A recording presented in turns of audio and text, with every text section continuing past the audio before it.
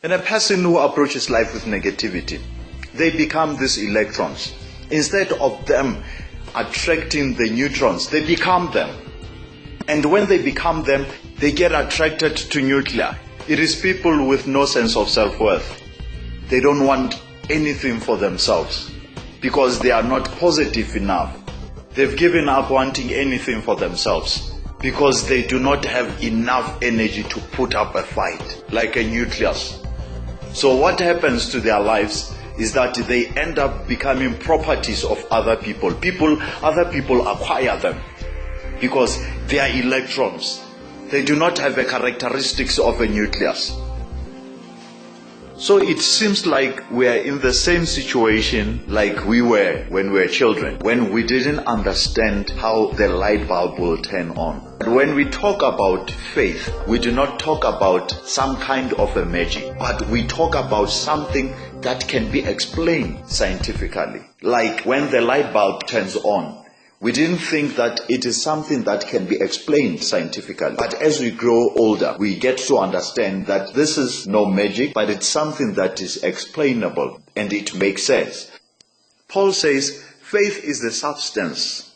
Let us pause there. Let us understand what is the substance. Well, according to Merriam-Webster's dictionary, substance is a physical material from which something is made.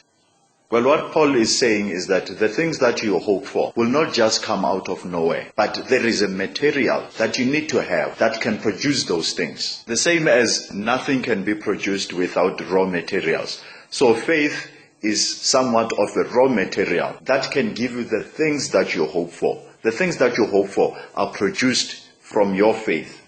So if you do not have faith, you cannot have those things that you hope for because you do not have a raw material that can produce them. So, to wrap up my message today, I'll say we have come to understand that we cannot have anything that we hope for if we do not have faith. Faith becomes a bridge between you and the future that you hope for. If you do not have faith to use, then it means you do not have that bridge that will transcend you from where you are at the current position to the future that you are hoping for. I know that right now a burning question that is in your mind is how. You have to be positive enough to create the world that you want to live in right inside your mind. Even though you can be living in the slums, but in your mind you have to create that world where you live in a palace. You see, that is the positiveness that you need in your mind. That is the positive charge that will attract the life that you want. That positiveness, those images that are playing in your mind about your future, they will not allow you to sit back and do nothing about your life. Believe me, the more you keep playing this movie in your mind, it is the more you will believe that one day you will live as the person in that film. And that is the first step of achieving your goals. Because the more you believe in them, it is the more you gather up enough strength and energy to wake up in the morning and implement the plans that you have about your future. If you do not have that movie in your mind, then nothing will remind you to wake up in the morning and pray to God that He helps you to implement what you have planned. But if that picture is clear in your mind, you'll be able to see that the things that I see in that beautiful picture are not the same as the things that I've surrounded myself with. So I will need to get out of the things that I'm surrounding myself with. The kind of friends that I have to move away from them because I don't see them in my future. So to be direct and straightforward on how can you improve your faith, I will tell you that when you wake up in the morning every day, create that picture of the life you want for your future and meditate on that picture. Every day, meditate on that picture.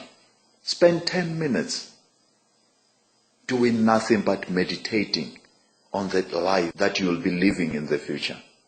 It allows you to put those thoughts at the back of your mind, your subconscious mind. And believe me, when you wake up, you will find yourself moving towards the direction of making that picture come to reality. What you need to understand about your mind in relation to your success, it is that your mind has two levels. It has a subconscious and a conscious mind.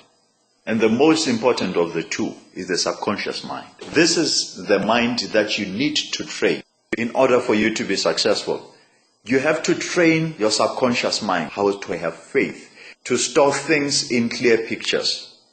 This is a key mind that you need to convince.